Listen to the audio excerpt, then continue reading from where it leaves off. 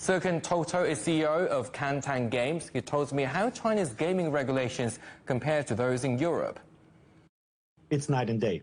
So in Europe, it's not that everything goes in terms of gaming regulations.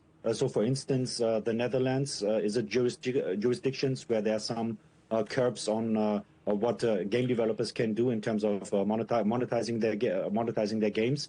But I would say that the Chinese game regulations are probably among the strictest in the world.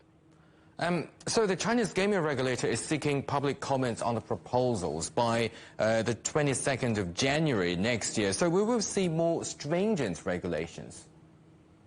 Yes, so I think that there's been already an outcry by investors and the studios themselves, the studios that are directly affected by these regulations. And the hope of the industry is that the government is actually going to cut back on some of the, in terms of strictness and in terms of like the scope of the regulations. But I think that the signal is already there. That the Chinese government appears to be ready to tighten the screws on the gaming industry even further. And what are the reasons behind those stringent regulations?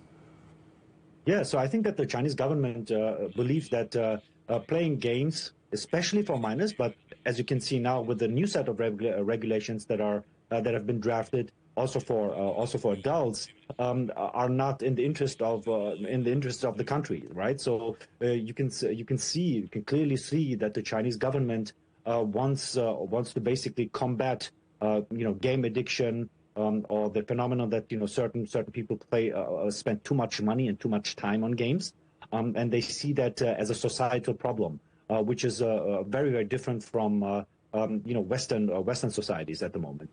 But we know China is the world's largest gaming market, and Tencent, chief among them, is the global leader in the sector in terms of revenue. So do you think the new regulation will have a global impact?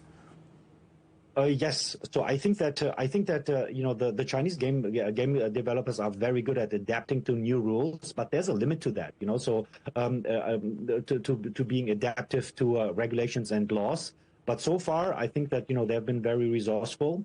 In terms of like a global context, I think this set of regulations makes it even harder for foreign game developers, to become successful in the Chinese in the Chinese market, because they have to through their Chinese partners, but still adhere to all of these new regulations. And I believe that the Tencents and the NetEases of the world will most probably focus more on non-Chinese markets going forward than they actually have been already doing for the last 2, 3, 4 years.